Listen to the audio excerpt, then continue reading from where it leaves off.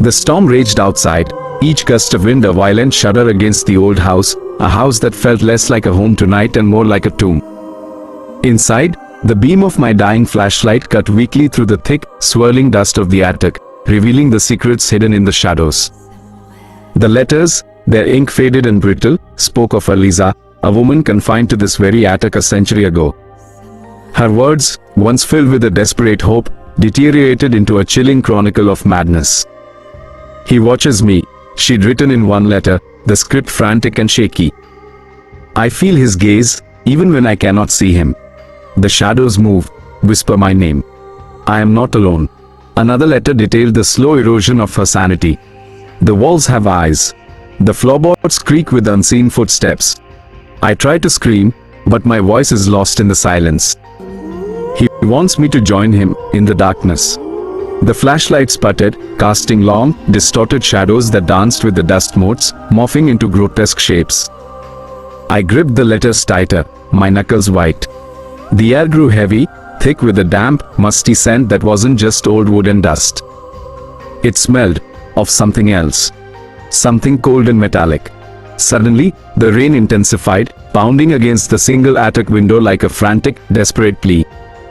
The old glass rattled in its frame, threatening to shatter. A low, guttural moan echoed through the rafters, a sound that seemed to emanate from the very bones of the house. The flashlight died, plunging me into absolute, suffocating darkness. The silence that followed was worse than any noise, a pregnant stillness that pressed against my eardrums. I held my breath, listening. Then, I heard it again. The whisper, closer this time, a breathy rasp against my ear. "He never left." A cold hand, skeletal and dry, brushed against my cheek. I flinched, my heart hammering against my ribs. I tried to scream, but my voice caught in my throat, a strangled whimper. I scrambled to my feet, stumbling blindly through the darkness, desperate to escape. My hands brushed against rough, wooden surfaces, the edges of forgotten furniture.